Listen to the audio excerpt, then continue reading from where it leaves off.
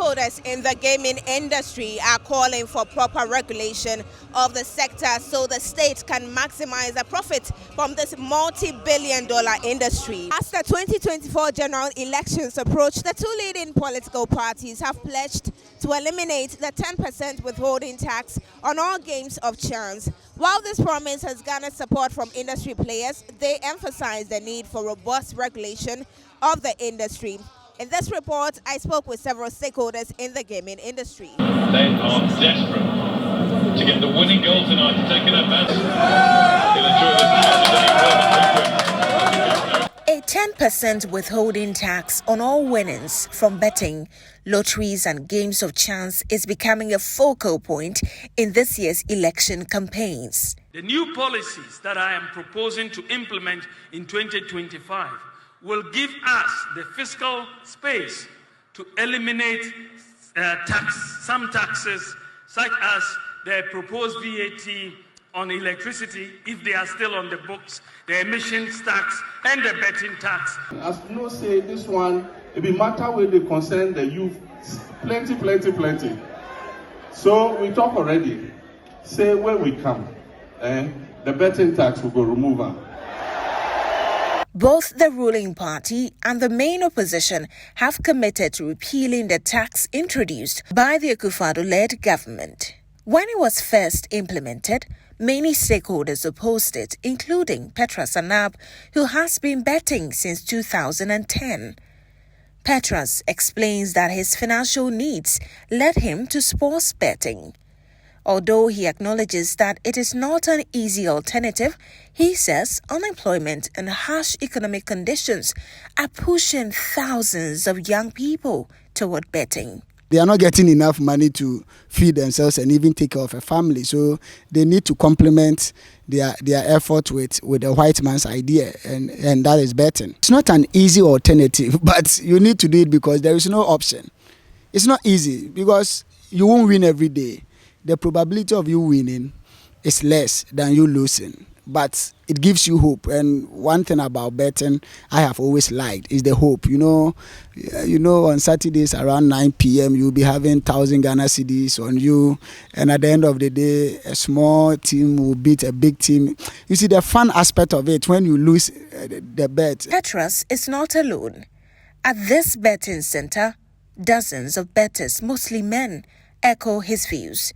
They support any plan by political parties to remove the tax and protect their winnings. We say pressure so we don't know how we are going to do again. It is so much because pressure near more. And it's so the youth are suffering. There is no job, there's no anything. So the bets they help us, all of everybody. Oh, betting the business, Matthias, betting the Augusto, Matthias, hyper. Oh, we've why? Put me bet, no, but just oh, bet way. I am made saying the web woman. We call a Japan, we can scan Friday. Scan about from cry like when he a day, when in John Crass. Only the we are a fancy, why the by the fancy bet no matter. Oh, may yes, ready, oh, may a petty idea. Am I what you Some, however, view these campaign promises as mere attempts by politicians to secure votes rather than genuine efforts to provide temporary relief to the large number of unemployed youth.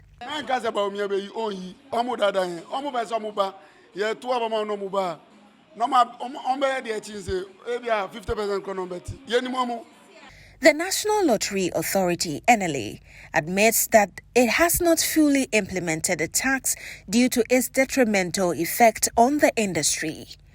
The NLA's chief executive, Samia Uku, welcomes the promises to abolish the tax, noting that there is a broad consensus among stakeholders that the industry cannot thrive with this tax in place. And as part of its measures during this IMF program, and needed to give up something, and that's why they also introduced it. But I'm happy that with the progress made with the IMF arrangement so far, it provides us with a fertile ground to now do away with it from January.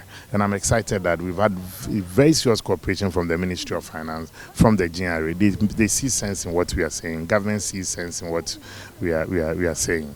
And that is why, even as we speak, government, let me put on record, as we speak, government has not even forced us to implement it, because we are still dialoguing with both the GNRA and the Ministry of Finance.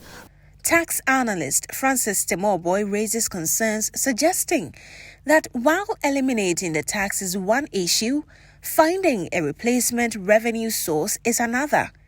He believes that additional tax measures might be necessary under the next administration due to the current economic situation. When one tax is taken away, another is introduced.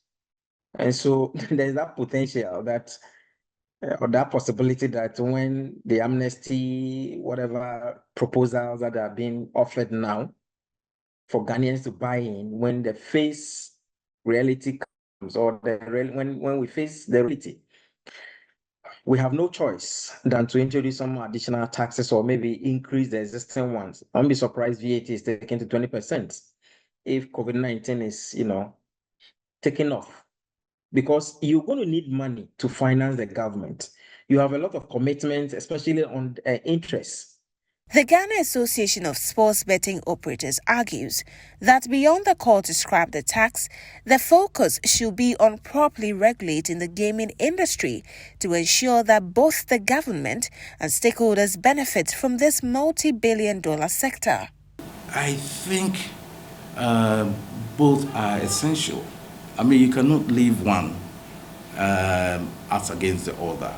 I mean, taxations, of course, because the country needs revenue. I mean, you are aware of what is going on now, they need revenue. And regulation, because there should be a sense of compliance, because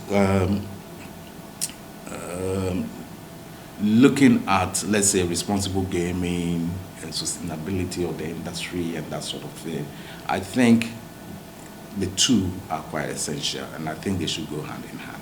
But how does sports betting work, and how do players win? It's multiplication, the number of odds you get and how much you want to stake. They multiply the odds with your money, by your money, then the amount that comes out is what you receive if the predictions that you did all came true. So imagine this week we are having Milan versus Lazio, and you go for Milan. So these companies have given these teams an amount. So maybe Milan is likely to win, so maybe 2 cities. Lazio is likely to lose, so they give them maybe 5 cities. So depending on the amount you want to stake, they multiply by the odds of the team.